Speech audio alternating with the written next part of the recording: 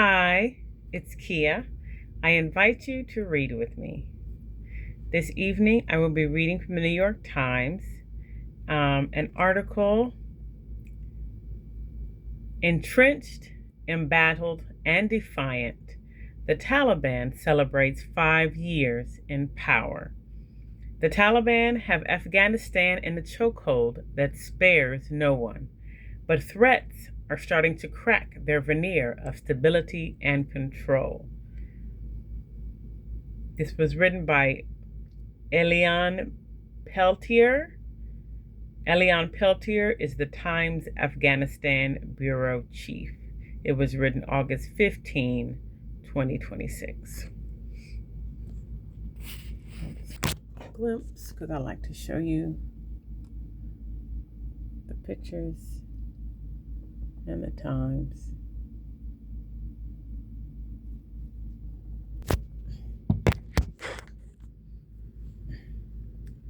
The black and white flags of the Taliban were flying high along the street of Kabul, Afghanistan's capital, as the group celebrated 5 years in power on Saturday.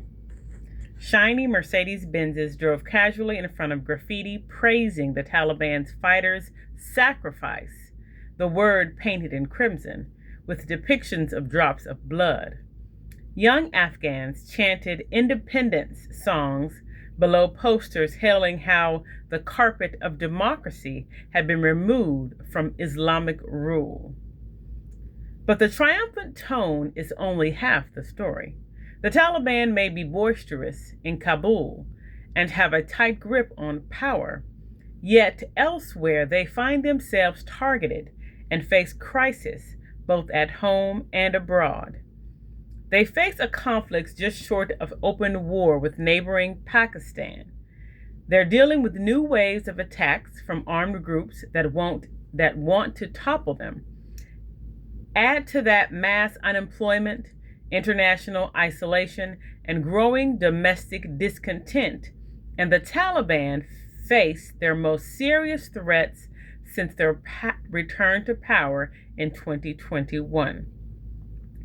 It is too early to tell whether all these challenges will escalate and threaten their survival as a governing force.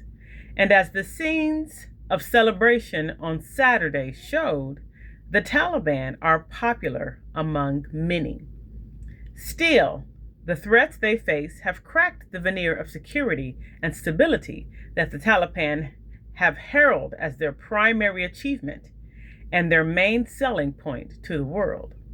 As workers were preparing Kabul for celebrations on Thursday, a resistance group claimed responsibility for killing of the Taliban mayor of a provincial capital in northern Afghanistan. 2 weeks earlier, another Taliban official had been assassinated in the same province.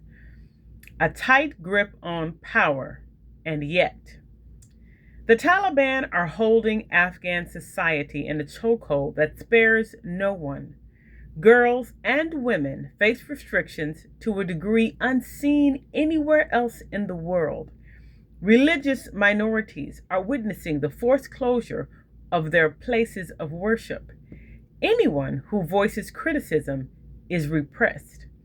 United Nations staff members face arrests, journalists and rights workers suffer forced disappearances.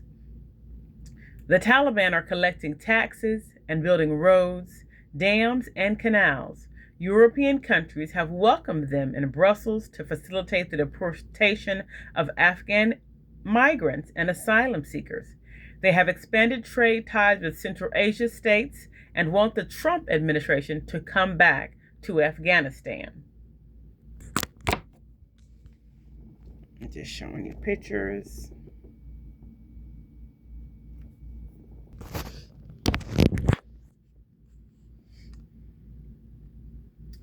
Whenever a sign of dissent emerges in a province, the country's secretive and ultra-conservative leader, Sheikh Habibullah Akhundzada, places a key ally in a leadership position to keep things in check. And yet the signs of trouble that have appeared in recent months are impossible to ignore. Troubles in the north. Sporadic sounds of gunfire reverberated across the remote mountains of northeastern Afghanistan on a recent evening. Weary Taliban fighters peppered drivers with questions at checkpoints, dotting the main road snaking through the province of Badakhshan. On the same road, two attackers had killed a senior provincial Taliban official a week earlier. A small group of anti-Taliban fighters had briefly seized control of a police headquarters in a nearby district. Now fighting between the Taliban and another group opposing their rule was continuing in another district in Badakhshan. The province bordering China, Pakistan, and Tajikistan is emerging as a hotspot. On a trip to the province this month, we talked to residents ready to support anti-Taliban groups because they said they were fed up with the Taliban's iron grip, the lack of job opportunities, and the government's confiscation of natural resources. We drove through dozens of checkpoints and witnessed the heavy presence of intelligence officers in the isolated village where anti-Taliban fighters had stormed police headquarters.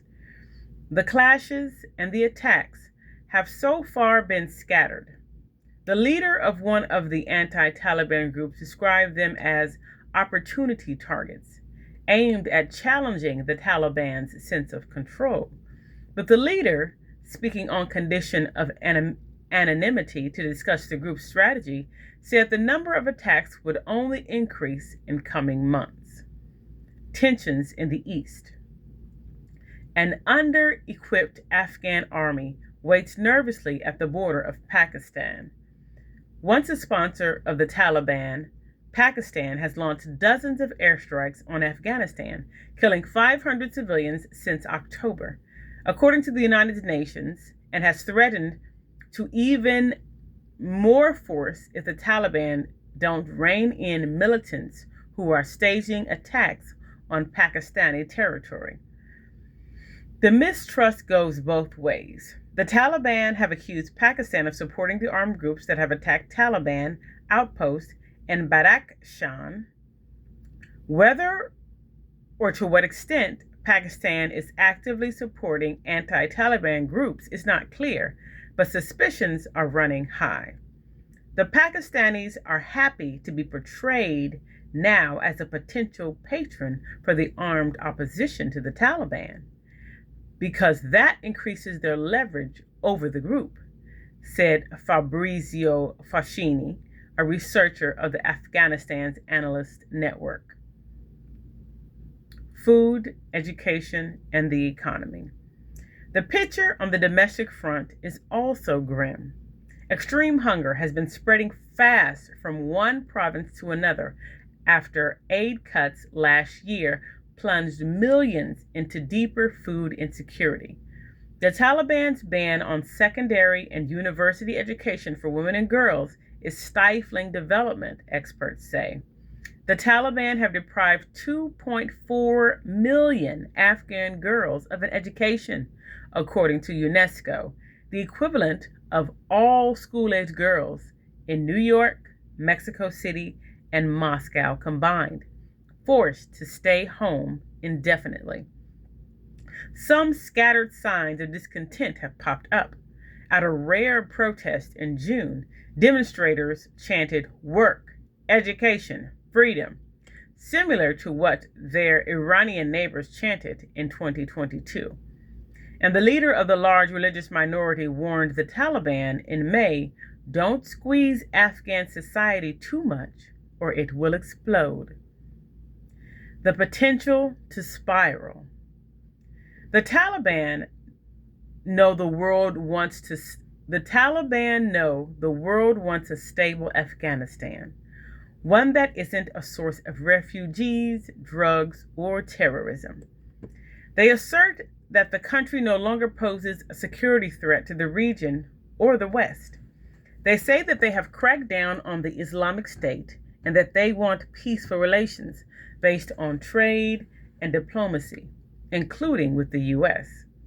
Since the Taliban no longer carry out suicide attacks, bomb schools, or target the security forces they now represent, their main argument may hold.